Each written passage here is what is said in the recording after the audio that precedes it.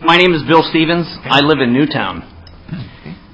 My 5th grade daughter was in lockdown on December 14, 2012. Unfortunately, her classmate's little sister was murdered in Sandy Hook that day when lockdown and 911 weren't enough to protect her from an evil person.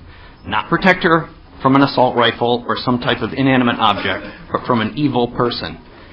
Quite different from the elaborate security you all enjoy here at the Capitol. It was fun getting frisks on the way in. I'm not here to cite crime statistics, lives saved with a gun, or the economic impact of the proposed asinine legislation, some of these gun control bills you have proposed. I will, however, read from the Connecticut State Constitution. Section 15 reads very clearly, we all know what the Second Amendment says, but Section 15 in the State Constitution says very clearly, every citizen has a right to bear arms in defense of himself and the state. There's no registration, there's no permitting, there's no background checks. It's quite clear. I'm frankly shocked by some of the testimony today.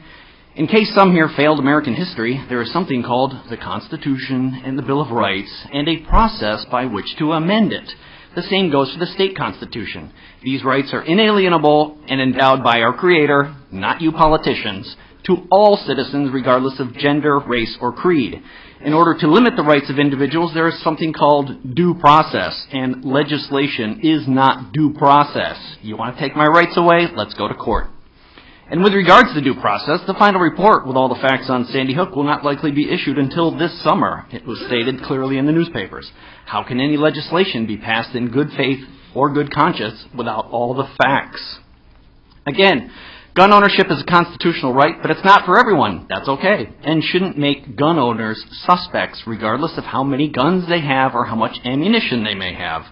My guns are not dangerous. They are at home, locked up, collecting dust and cat hair.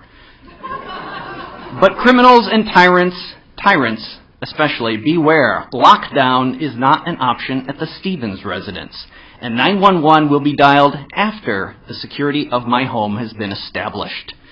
Why is that same security my daughter enjoys at home with her dad not available at school in Newtown? That is what you should be considering, not making her dad a criminal. Charlton Heston made the phrase, "from my cold dead hands," famous. And I will tell you here today, you will take my ability to protect my Victoria from my cold dead hands.